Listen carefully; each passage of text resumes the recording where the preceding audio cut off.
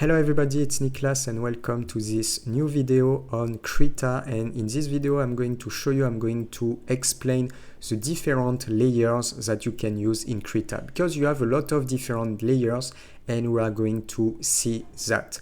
If you like this channel, subscribe and continue to follow me for a lot of graphic contents. First link on the description. Also, the complete course is available, so if you want to learn more about Krita with a perfect course structure, with everything is perfectly explained in details, a lot of also training at the end of the training course, everything is on the first link on the description, and you will find the models and the sessions of the course. So let's start with the different layers. So by default, we can have a background layers, and when you click on this area, you can have multiple layers. One of the first layers that you can use is the paint layers. The paint layers is just you can use a brush tool or any tool. So I can use my brush tools. I can select a color like a red color, and I can just paint like this. I can draw what I want using these tools.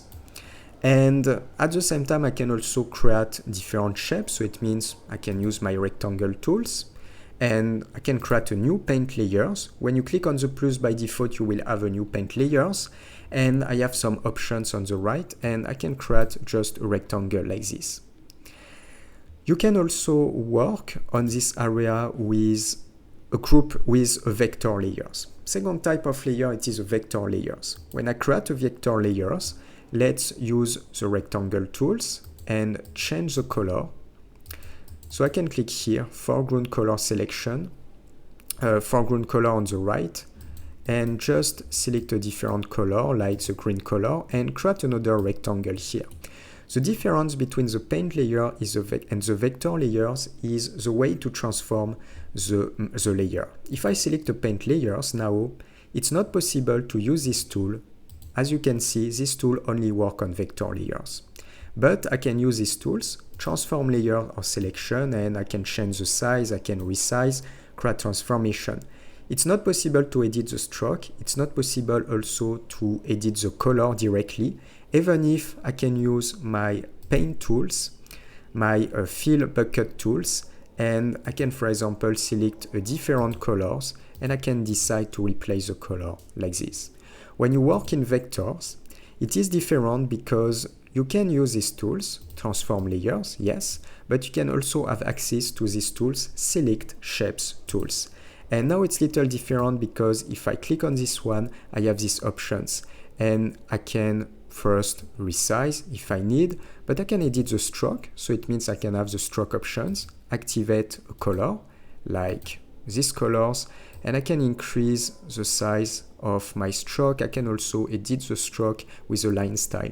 And I can also change the fill color of my shape just using this one. And colors, I can select, for example, yellow, and I can even add a gradient inside if I need.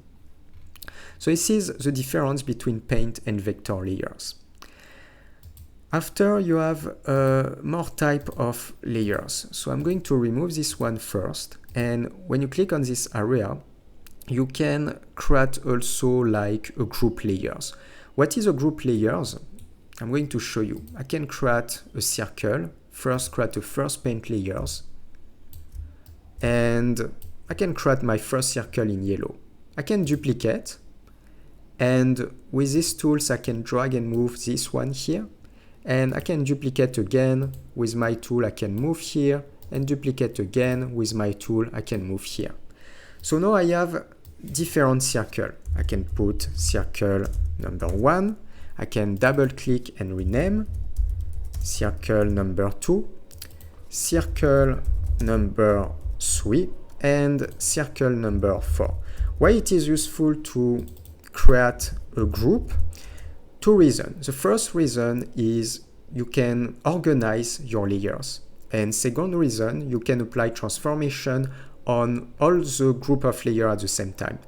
So it means I can create a group layers, add a group layers, select with Shift or Control the different circle, put inside the group, just like this.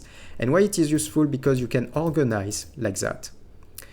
So now, if I just go on the left, I can use these tools and take a glance. I can select only this circle, but I can select with this tool all the groups. So I can click on the group, select all the group, and I can resize all the groups at the same times. Or I can make transformation, add anything on the group at the same times. Let's remove this one. You can also create to clone layers. Clone layer is something little specific. For example, I can just draw something with my paintbrush tool, select the red color, add a paint layers, and oops, I think it's not very good. Let's change the size and just paint like this. So I can paint this element, as you can see, and I can go on this area, create a clone layers. And now, if on my first layers, if I continue just like this, it will be applied also on the clone layer. So now the clone layers is linked to the paint layers. And it's not possible to move this clone layer, but I can directly add a transform mask. And with this transform mask, I can edit now and drag and move this element just using the transform mask. And why it is extremely useful, because I can use the transform mask, and with my tool I can reduce just like this. And if I come back to my first paint layers, using my brush, select a color like the blue color, and I just paint like this, not only I have the same result on this clone layers, but also with the scale of the size. So this is why it is useful to create clone layers. So let's remove this one, and let's remove this one also. Pen layer, group layer, clone layers, vector layers. You can also add filters layers. I'm just going to go on File, Open, and just open pictures like this one, just like this, and just go on File, Open, and just select the pictures like this one. Let's just create a selection of the dog. Create a selection of the dog. I can use my tools here and activate the 3 hold. Let's try outside. I think it's not good, so I can try again. And I think the 3 hold is too much. Let's reduce. It's again too much. Let's reduce. Yes, just like that. So now I can invert the selection, invert, edit, copy, and I can go on these pictures, edit, and just paste. So now I have the dot selected. With my transform tools, I can resize with shift to keep the proportionality and position the face of the dog just on this area. So I can validate with enter. We can directly click here, and we can add a filters layers. If I click on this area, I can select what type of filters I want. So it means it can be a color adjustment. And if I go on this area, take a glance, we can make an adjustment about the lightness, but it can be something totally different, like an effect. It can be a posterized effect, just like this, or it can be blur, anything like that, edge detection, colors, maximize channels. So you can add anything that you want. If I select, for example,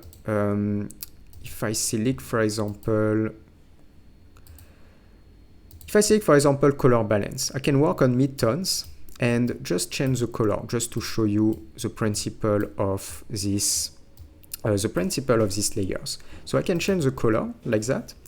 And it is non-destructive, because you can do exactly the same thing with settings, with filters, and you can do exactly the same thing, but it will be destructive directly on the layers. If I go on this area, now it's non-destructive, it is a different layers. So I can go right click at any moment, properties, and I can change again my value on the midtones at any moment. It is totally non-destructive. It's not applied directly on these layers, and on the background layer or on the dog layers.